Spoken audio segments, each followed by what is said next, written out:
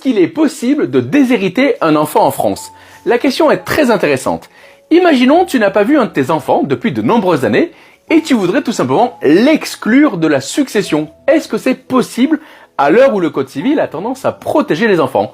On va voir que c'est pas si facile. Mais avant tout, ce que je te propose, c'est de liker, commenter et de t'abonner parce que chaque jour, je te partage une astuce sur l'assurance, un bon plan sur le patrimoine. Et d'ailleurs, ça va nous ouvrir un débat. C'est est-ce que selon toi, justement, du fait que tu n'aies plus de relation avec un de tes enfants, mets-moi en commentaire ce que tu penses, est-ce que tu devrais pouvoir jouir de ton patrimoine entièrement et donc déshériter tes enfants? C'est parti, clap de début, peut-on déshériter un enfant? Il faut savoir qu'une partie de ton patrimoine est obligatoirement réservée à tes enfants. C'est ce qu'on appelle la part réservataire. Et on va voir qu'il y a des quotités là-dedans, tu vois. En fonction du nombre d'enfants, si tu as eu un enfant, il y a obligatoirement la moitié de ton patrimoine, ouais, j'ai bien dit la moitié, d'accord, c'est important, qui lui revient obligatoirement. Tu ne peux pas faire autrement, d'accord? On va se poser la question à la fin de cette vidéo, est-ce que l'assurance vie, tout ça, ça permet de faire autrement? Si tu as eu 2 enfants, là, ils ont droit à 2 tiers, 2 enfants, facile, 2 enfants, 2 tiers, ok, de ton patrimoine qui leur est réservé.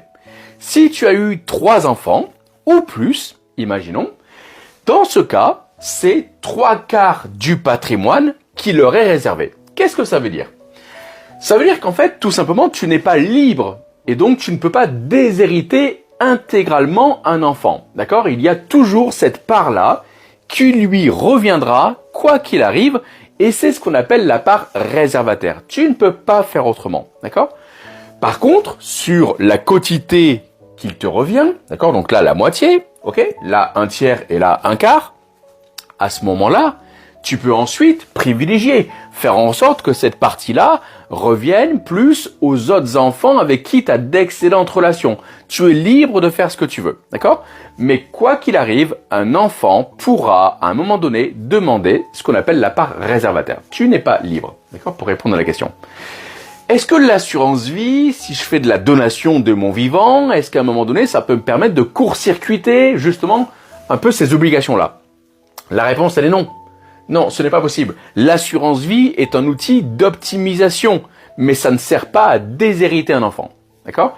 Et la donation, à un moment donné, même si tu as donné de l'argent de ton vivant aux autres enfants, celui qui n'a pas été appelé dans la donation, à un moment donné, se dire, hey, attendez, vous avez reçu de l'argent, moi j'en ai pas reçu. D'accord? Donc, il y a ma part réservataire là-dedans.